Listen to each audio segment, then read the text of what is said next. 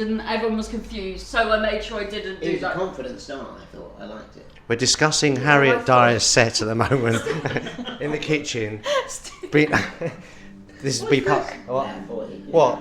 This is a gomble, is it? No, this is a microphone, isn't it? No, but what's this called? A gomble? Gomble? Oh no. Gimbal. Gimbal, yeah, because it does that kind of, yeah. That's so cool. Move your head now. which is gimbal or If you were a seagull, you'd be like perfectly synced up with it. Yeah. Can you do your seagull out of context? What was your seagull? Our context? Out of context. Oh. Do that seagull movement again. Oh. I'll just... There we go. End of interview with Harriet Dyer. Thank you, goodbye.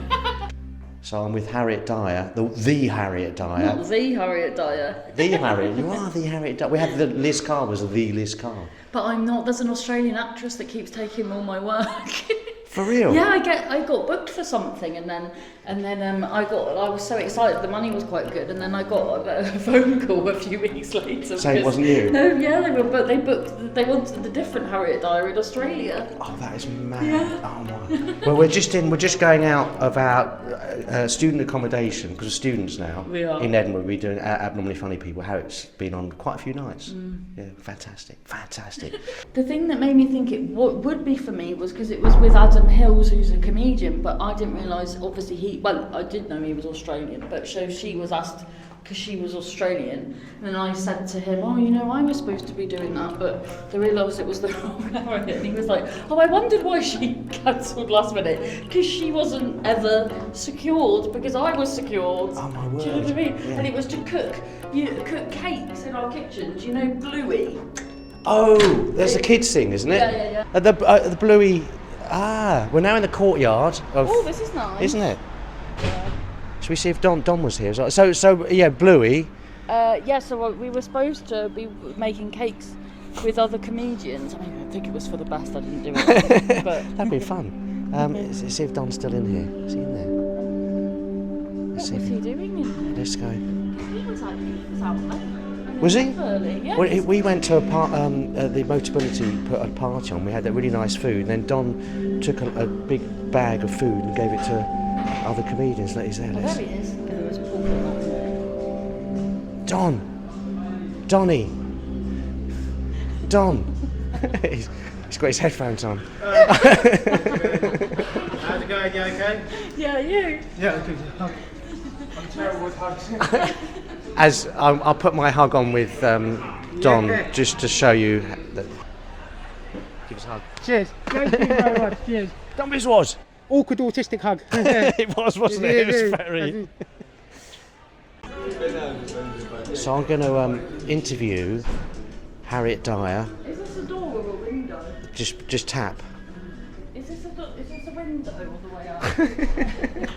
It is scary though. I think people have had accidents. My brother did. Seriously? Yeah, he ran into a window in Gateways. Do you remember Gateway, like Summerfield? Yeah. And then they gave him loads of sweets, and then he was fine. Just that cured all the cuts and the. Yeah. Right. And the broken nose. Okay, let's go down here. First question, Harriet Dyer. Are we answering it on the move? We could. No, we'll stop. We'll definitely stop. Yeah, otherwise it could be a bit. Let's go around here because it's a bit nicer, a bit quieter. I haven't seen any of this. Seriously, it's nice. Haven't you been?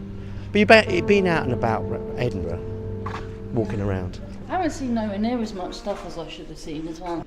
You haven't seen as much. No, I haven't. I've only seen one show. Seriously, I haven't seen anything. I've seen a Ruben Solo I saw, which I was telling you about. Which I think his show went wrong, so he's asked us we can go back again. But very good. I think you'd like him. Ruben Solo. So why are you? I'm going to start with this. I didn't put this on the list though.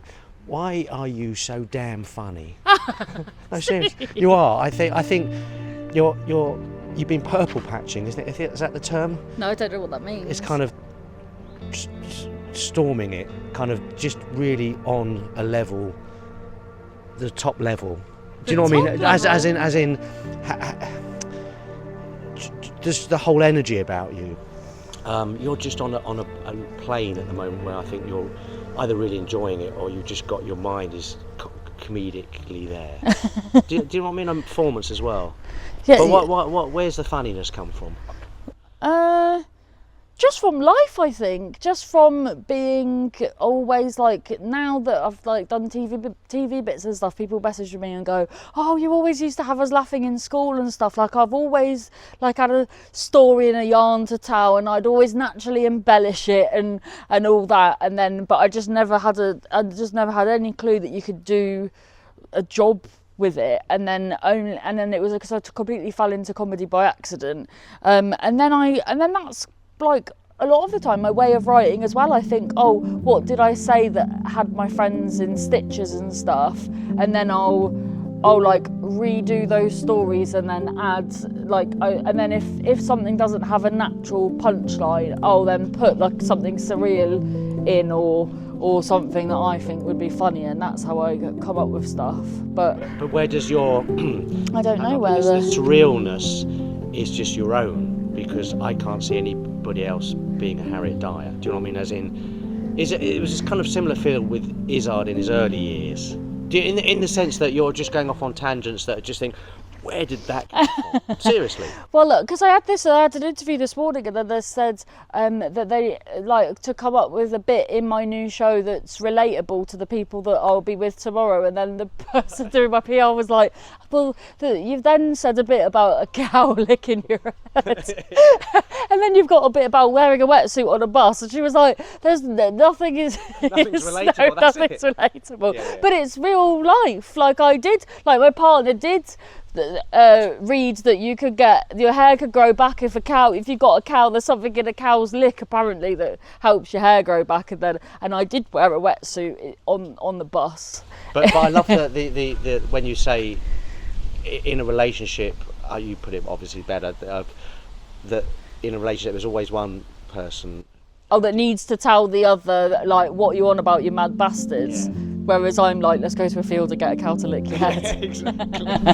Which is the beauty of it, I suppose. That's the kind of comedic bit of it as well. But I think that comes from when you say, in fact, yeah, I know the answer. So a lot of it comes from because I would just be so lost in books when I was younger, and I think that is such a massive part in my comedy is imagination. And I'd say that to my stepkids, because they're not very good with their reading, and then but when I tell them how important reading is, they just think I'm a mad old lady that doesn't know what she's talking about. But I genuinely believe that if I wasn't as much of a bookworm and weren't like, I would even make up when I had like picture books and stuff. I remember once I was constipated and my dad put me in the bath for a full day just with books, I don't know why, just in a bath of water to try and get the shit out.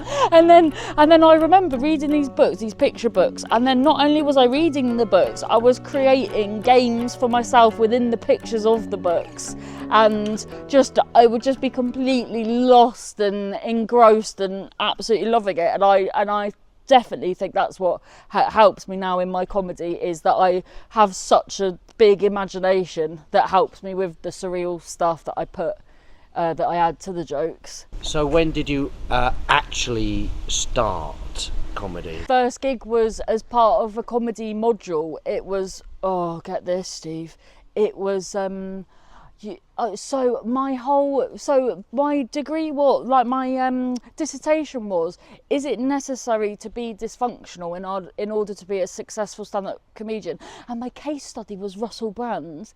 Yeah, and then my final thing was I was doing stories that were my stories, but I was dressed up as Russell Brand with back combed hair and a waistcoat and a shirt, like in the before the bookie wookie stuff and all that sort of phase, which is now mortifying.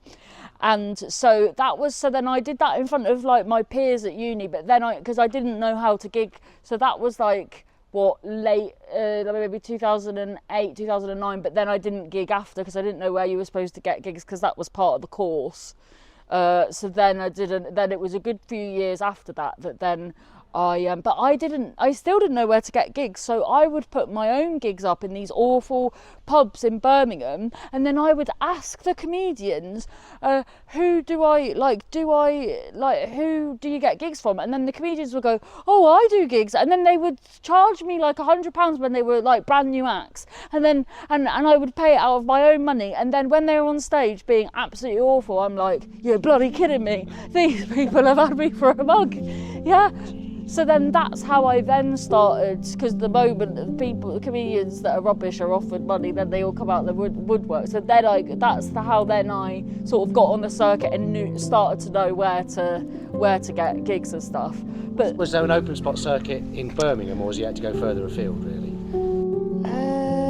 Was there? So when I because I started with as well with Masai Graham, and he would go all the way to London to do the Lion's Den when he was new, and then I did these rubbish gigs that were my own, and then I can't remember what were the first, and then just a few little like there was a place called the Roadhouse, the Cradley Heath, the Comedy Bush, the Bush was just this mad, wonderful man that he would just, I don't even know, it was like not even a proper pub. You know how you pubs, you've got your drinks lined up. It was like his fridge in the pub was like a fridge at home with just like a bowl in there with sausage in and then the drinks. But it was like I think it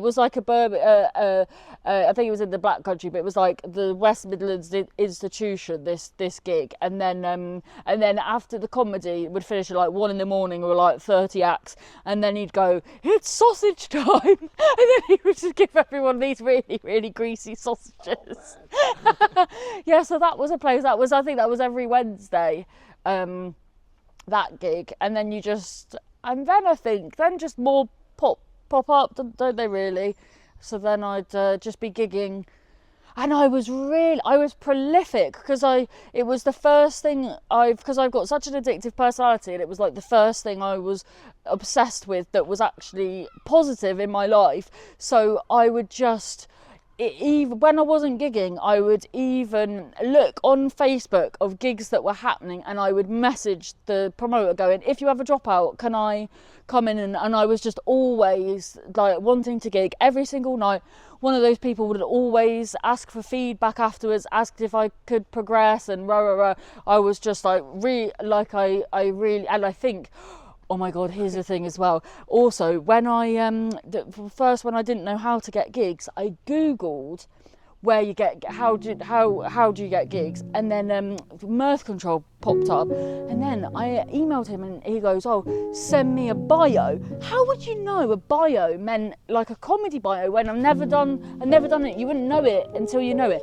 So I sent him a biography, like I was born in 1983, my dad left my mum for a man, like this, like page after page of my actual biography life. And he messaged going, "That has never happened before, you can have a gig." And then but then I just, because when I did because I just did what I did with my Russell Brand set, which was, I just told, one of the things I did was I told a story that I died twice when I was 17, and then I told that story, but it was just a story, like a 10-minute story about how I died twice. Had like kind of natural funny bits and punchlines in it, but it was essentially, I'd say, more of a humorous monologue rather than a stand-up bit, because I had no one to tell me. I didn't know what stand-up was really, because I didn't watch it when I was younger or anything. No, you weren't influenced by anybody. No, which I think is a blessing really, because I didn't have anyone to, because a lot of people sort of become whoever a variation of who they've been fond of. Yeah. So if you're liking this episode with the great Harriet Dyer, then please like and subscribe. Oh, that's what the kids do, isn't it? Yeah. And comment as well. That's what the kids do, because you went absolutely viral on your clip with 8 out of 10. Yeah. And you said your clip's just gone because you mentioned your hearing. Yeah, and it was the only thing I didn't plan. So when you do TV, isn't it, they always want to know what you're going to say, and then I tell them what I'm going to say, and then that was the only thing that, because they wanted me to, I was doing like this role play thing where they wanted us to wear Alf ears, and then I couldn't put the ears on with my hearing aids, so then I explained why, and then that clip was just done really well, because I couldn't. Well, the explanation of why. Yeah, because I didn't, so I now wear hearing aids as a result of, I've just lost a bit, I think, on my hearing aid. As a result of lockdown, right. Because I didn't know I was hard of hearing until I saw everyone with their masks. I was like, what are they saying? So that was the bit of material. Yeah. Yeah, that's funny. Yeah. And you had so many comments on Yeah, but you know what people are like, going, oh, this is how I found out I needed glasses. It doesn't even make sense. Like and subscribe. Best gig or worst gig? Best gig first. Best gig would be live at the Apollo, because when I started, it's all like it was. I had it on my screensaver on my phone when I was brand new, because I thought I'd cosmic order it, and then a new act goes, oh, look at Harriet and her live at the Apollo screensaver, as if, and then 15 years later, it happened. Seriously? Yeah. And so that was just, but I find any gigs like that, it's weird with that and 8 out of 10 Cats, I didn't, it's like I have an out of body experience when I do them, because then when I watch them back, I don't remember anything of what happened, and it's like I don't know, because it's quite overwhelming, so to process it, I must just disassociate somehow, because I didn't remember any of the 8 out of 10 Cats thing, any of the answers, because people were saying how good at spelling I was. Didn't remember any of it. But were you nervous before it though? Yeah, so nervous. Yeah. You get nervous? No, when I started, I would be being sick off stage, like I was so nervous. But I did that thing where I didn't know that you had to like work on a set, and I could try and come up with a new 10-minute set every single time. So I was stressed at the fact that I had to learn a brand new thing, because no one told. Again, you don't know until you know. So I just didn't know that I didn't have to come up with a brand new 10-minute set each time.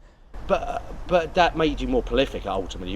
It gave you the system to then carry on writing. Oh yeah, I guess. Because now you're pretty prolific still. Yeah, I try. Because I'm quite. But sometimes that doesn't work to my favour, because I think I should have before. Honed. Yeah, and worked on shows, but I'm always on to the next, and exactly, I haven't honed things that could be, they've been kind of honed, but they could be more honed, because some people, then that's the other extreme, isn't it, when people are like, but have just had the same set and just worked on it year after year, but the thought of things start to feel like bile in my mouth if I've been saying them for too long. I just think, ugh. What was the thing about the live at the Apollo? Was it because you made it from seeing it as an image to you being on it, or was it an amazing show as well? Was it? Yeah, it was really good. It wasn't. I don't think it was as easy as I hoped it could be. It was definitely because we all do it where we focus on the person that's not having a nice time. And when I went on stage, because it's more of a gig rather than a theatre gig, and when I went on stage, there was just like these guys in track, because it's so lit, and there was these guys in tracksuits that were just looking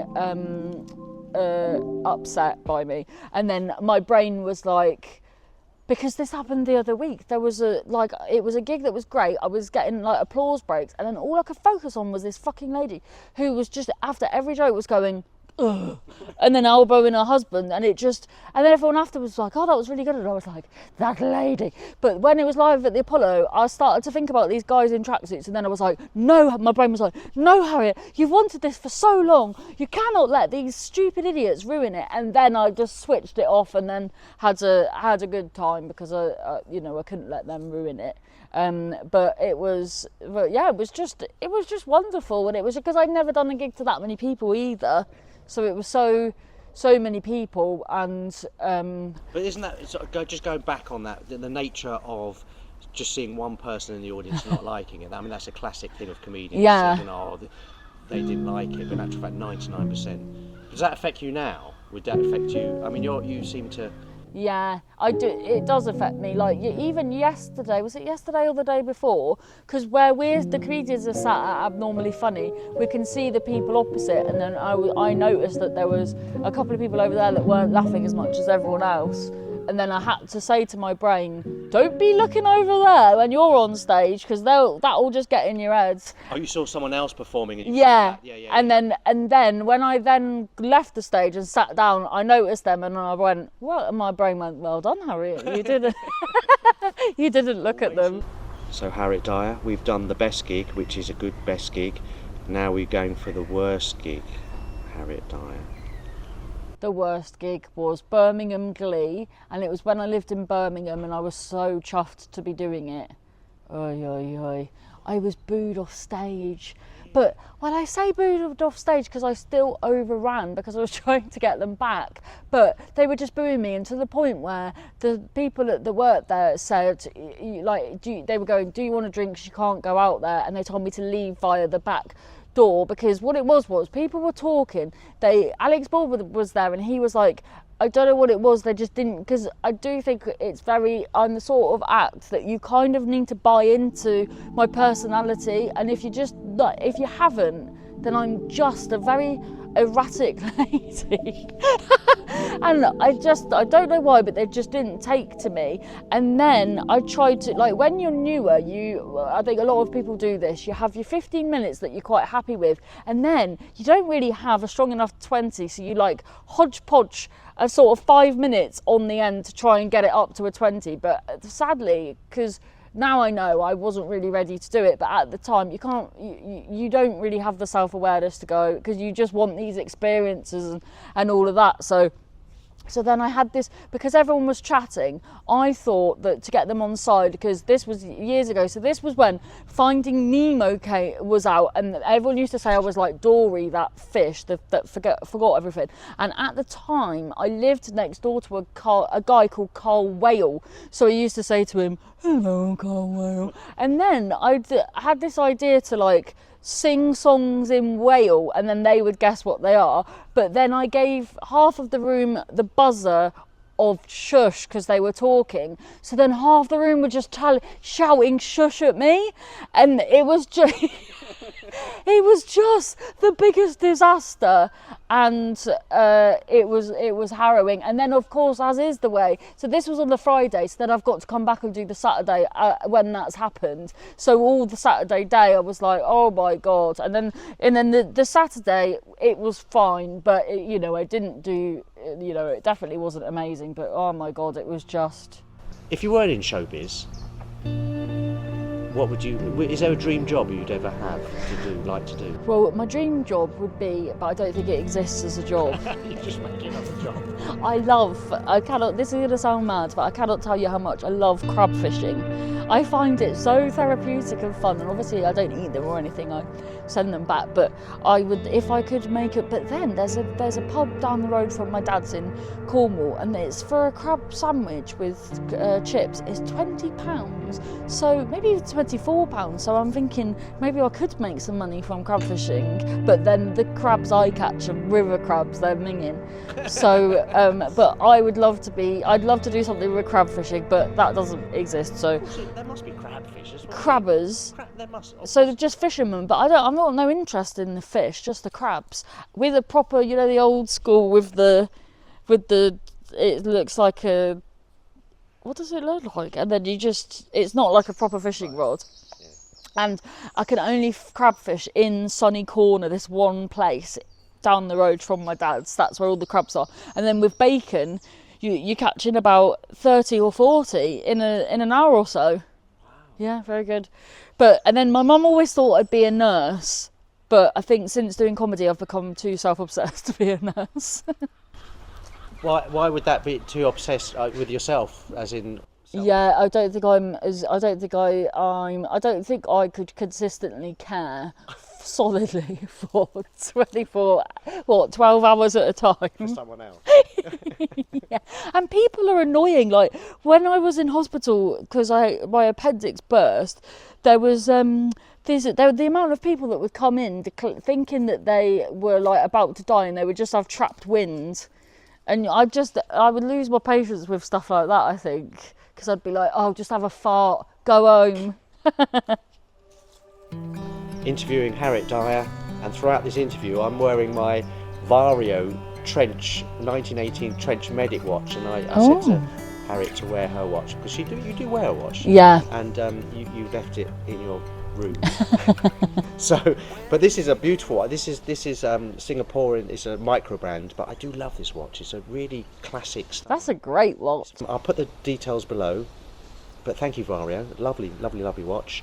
So what you wear Casio, I think. Don't you? Yeah, but because I like the G-Shock watches, the big ones. I really love those, and I've had a few of them. But the problem is because I don't really do much other than I don't do much socially other than gig, and I find those watches terrible for gigging.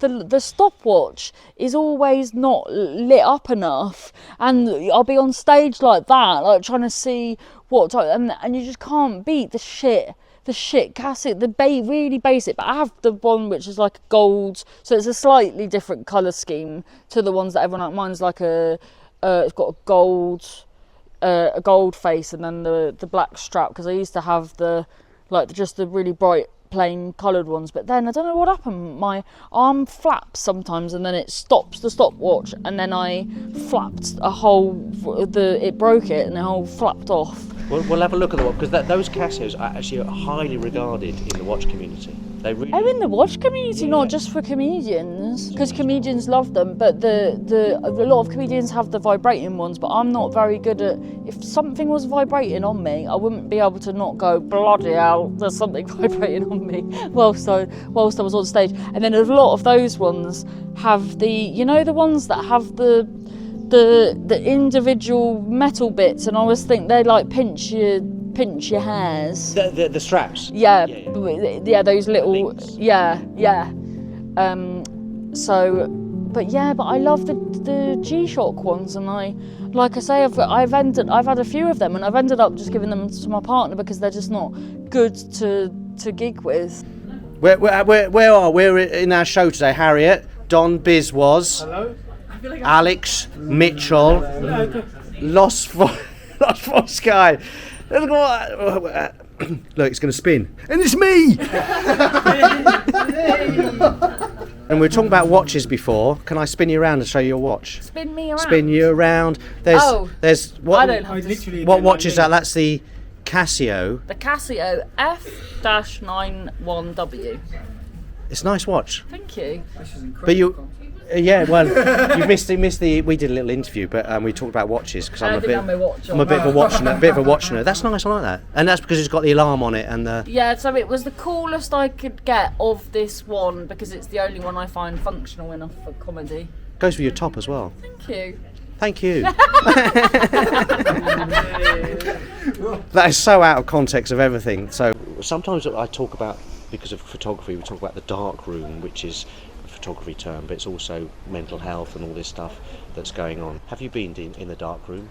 Oh goodness, definitely. But I've had my whole life was quite depressing really until I did comedy, and then it's only now, I'd say, in the last couple of years I've genuinely been happy and not been just depressed really, I guess. Yeah. So you had depression from what went on? Yeah, like you did a show about it? Yeah, so I had like a lot of trauma and abuse growing up, and then I was like, my mum, bless her, she was just so sweet, but I definitely like had a breakdown when I was probably only about 13, and then went to the doctors, and then the doctors wanted to put me on medication, but my mum was like, oh no, she doesn't need it, she's just eccentric, which was so lovely of her, but also then just basically told me that what my brain was feeling wasn't right. So then I got into the path that I think a lot of people do, and I've self-medicated for many years, and I think that was a lot of the...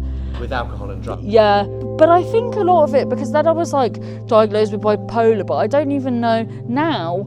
I think because so many people are misdiagnosed, especially women, and I think that probably because I don't have any of those traits really anymore, I think I probably just had really severe PTSD, which led to like psychosis and things like that would have looked like bipolar, and then now I probably am more ADHD, but I'm scared to go back to the doctor because it's just one thing after another. I don't want to be told I've got something else, do you know what I mean? Does that mean that you know where you are? Yeah, and I've got no, like I take medication and that stabilises me. Sometimes I think I don't need it, try to come off it, and then I very much realise I do need it. But then I think I don't need to open any more boxes or find out anything else when I'm genuinely happy and fine as I am, I think. I think Steve Day because when I asked what your favourite joke was, Steve Day quoted one of yours in your show you do about abuse and PTSD and all this stuff about the newspaper. Is that what he said? He said my joke. He just said it was the most amazing kind of callback to something that was so dark. And he wanted to stand up and give you a standing ovation in the show. He just said it's superb. But you don't do that show anymore. No, I did it for the month, and then some people like asked me to do it at other places, and it just took such a lot out of me. And in Edinburgh, all the gigs all the time, even with a good show, aren't going to be full. And I got to the point where when it was just 5 middle class people that hadn't been through anything, just like sort of a bit like aghast by what I was saying, I just completely emotionally checked out with it and just find it. And then I think I finished it a couple of days early. I was just absolutely done with it, and then I couldn't really I just didn't really want to do it anymore, but not through I don't know, to go in spiralling off or anything. It was just I needed to, because that was the first show I did after lockdown, and I wrote down, like, I wrote a book during lockdown about my life and that, and then I think I found it naturally had funny, even though a lot of dark times in it, which is why I did that show. And then I was just like, well, that's that chapter now, that door's shut. I feel like I've dealt with it. I've tried to have, various people have tried to counsel me over the years, and it's not really worked. And then I feel like I did that.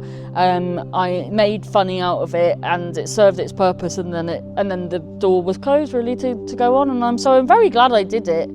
But would the book come out? Have you got a book on it? Yeah, I just wrote a book about my life during lockdown. I didn't really know what to do with it. Does that come out? Yeah, I just did it myself and on Amazon, and then released it, and yeah, I think it was quite good. It was called Bipolar Comedian, and then so I put it out, and then people were very nice about it. But then I often do this. I bare my soul in various projects, and then people will come up to me at gigs and will say something about something I've been through, and I'll instantly be like, who the fuck told you that? And then I realised I fucking have told them that. Very publicly. Yeah. So Harriet Dyer, have you got a favourite photograph? Yes, so I've got this. It's funny, really, because the fun I've had through going to, like, I have so much joy in my heart when my mum and brother used to come visit me when I lived in Birmingham, and that is blooming Birmingham. And then my mum had a disposable, so there's a photo of us at the German markets in Birmingham, and I do think the German markets in Birmingham are the best German markets because it's a consistent mile, rather than in Manchester it's too higgledy-piggledy, and then at the end of the mile you've got just a man in a house of pork scratchings. He's just surrounded by pork scratchings, and I always feel sorry for him. But so we've got a photo of my mum and my brother there, and my mum bought this wind-up pig because she was so childlike and lovely. She bought this wind-up pig that was like about 30 quid. It was very expensive, but things like that brought her so much joy. Anyway, the point is, so we've got this photo there, and she had a disposable camera, and she almost blinded herself because she faced it to herself instead of me and my brother. And it flashed her in the eyes, and she was a bit like, because my stepkids call me Mrs. Bean, like Mr. Bean, and my mum was a bit like that as well. Have you got? Is that just the actual photograph of her, the flash? So no, because that was just light. Yes, but a photo of us at the German market because I think of her because she's not alive anymore. So so when I see that photo, I think of her doing that. So we've done the favourite photograph. Now added this bit, which is a newish bit, about favourite joke, because we are talking to very funny people. Well, at the minute, one of my jokes I really love, but I think that's quite self-indulgent to say, about my chauffeur, but because I find it hard to think about things that I haven't seen, like if you're trying to think of a song but a song's playing, like that. So because I'm seeing like a few acts every day up here, there is a joke that just makes me laugh every day, and that's Dom Biswas when he said he was at a job interview for an ADHD support worker, and they said, where do you see yourself in 5 minutes? And that really makes me laugh. I agree. I think it's such a wonderful joke because it's such a classic question that you get asked. Yeah. But your pipe joke is, because you've got to go and see Harriet to understand the pipe joke, because it just goes places. But it is so. When I first saw you, and now I watch the audience to see how they react to that, because I know where it's going. Because I've seen you do it a few times. But the idea of because some people get it quicker. Yeah, and they think the joke, because there's a bit that could be considered quite hack, and they think that is the joke with the sunroof, but then I say a different bit, so I'm happy, because I wouldn't want people to think I'm hack. Do you know what I mean? You're far from being hack. Harriet Dyer, thank you so much for this wonderful interview. I always do a selfie at the end. I'm really bad at Am I looking? I look in the selfie camera, yeah. Thank you very much. But you were saying, actually, you don't really like your picture being taken, or you don't like having photo shoots. I find it difficult when I don't know someone, because I don't know, because I think people have an idea of what someone should be doing, and I find it quite uncomfortable, because I just love the performing part of comedy, so that all the other stuff is just, and I want to, because I'm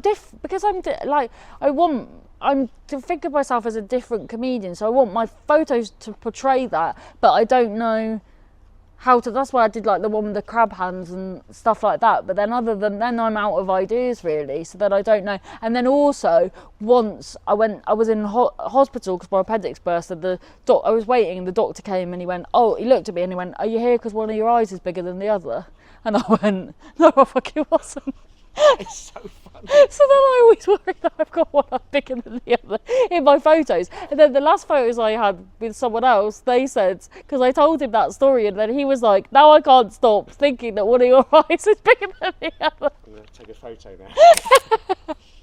Yeah. Happen often. I don't know what happens with this. It's a bit crazy. Look. Oh, look. It looks like it's possessed, like it has an actual personality. It looks like it's being coy with you now. Going, "Oh, no, Steve, you've got enough from me." I've got to learn. The thing is, do you do that with technology? You just buy it and you switch it on, and instead of reading the manual. Oh yeah. Whoever reads a manual on anything? Well, that's the problem with me, is that I just try and wing it. That's kind of life as well. Yeah. But with technology, I should actually learn it. Do you think that's that's the lesson here? Yes, good lesson. So, This is where the washing is. you've not been down here? No, I haven't done my washing either. Laundry.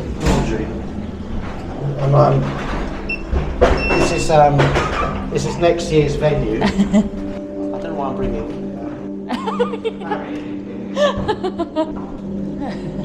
So thank you. Thank you. For the interview. I was going to ask you one other thing. Was your next thing?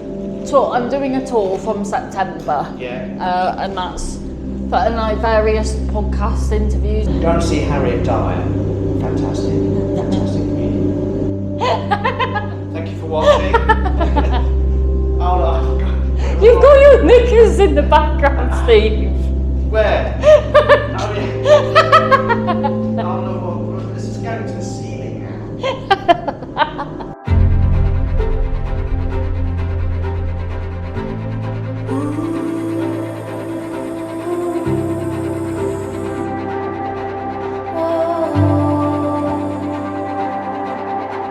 The love and the lies, the calm and the chaos. Adventure is waiting, dreams for the taking, it's all in view. The tension and ease, the wild and free. The moment is waiting, dreams for the taking.